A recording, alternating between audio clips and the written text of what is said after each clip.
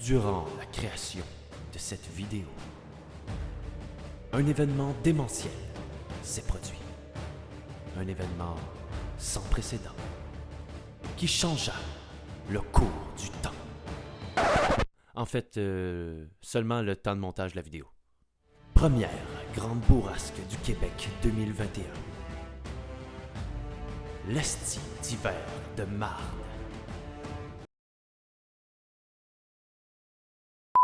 Mes chers camarades, bien le bonjour. Ah non, c'est pas ça. Clap! Bonjour! Ah merde, c'est pas ça non plus.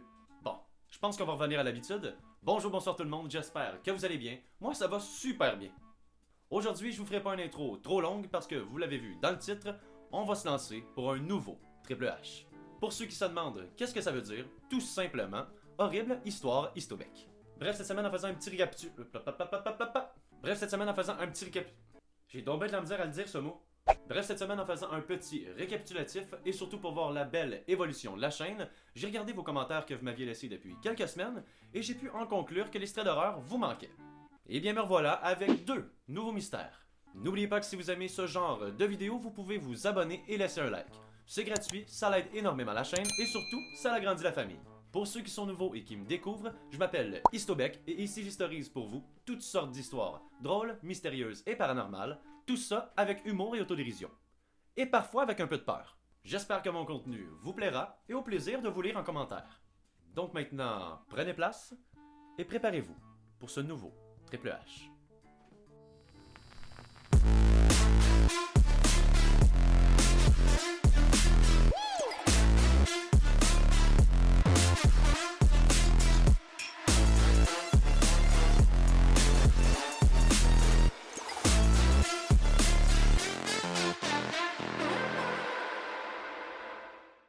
Tout commence dans le quartier de Mayfair à Londres, quelques jours avant Noël 1995.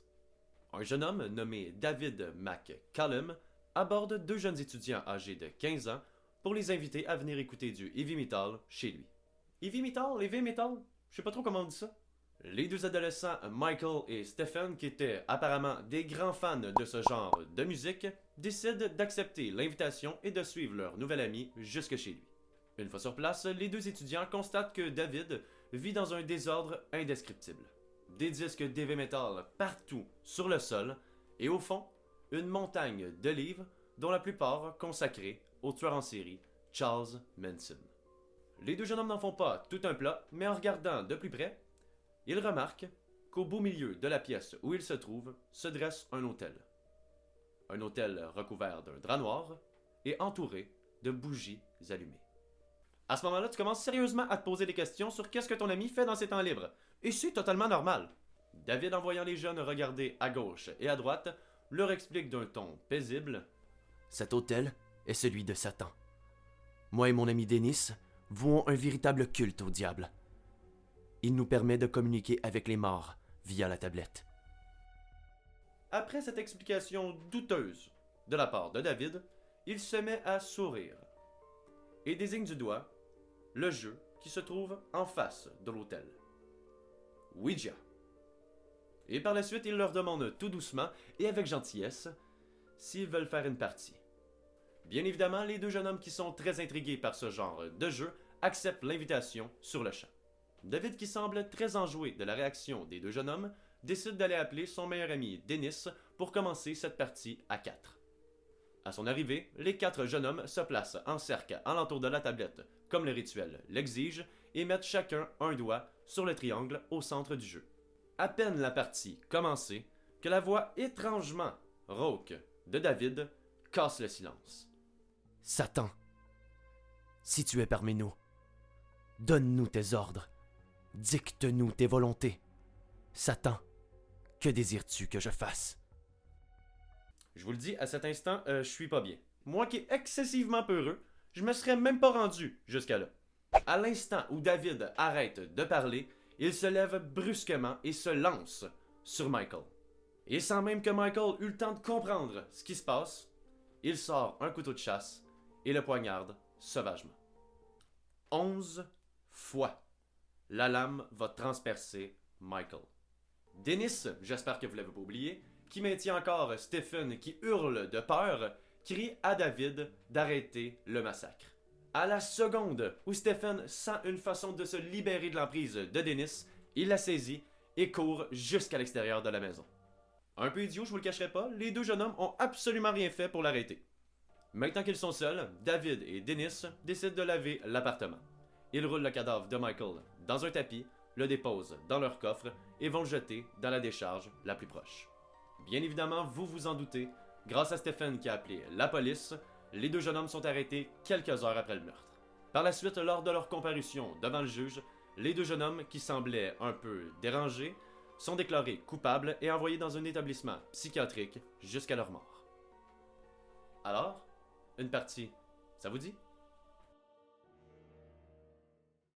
Pour cette histoire, tout commence par une nuit sombre et brumeuse. Une jeune femme du nom de Marie est sur la route en pleine averse en direction de chez des amis.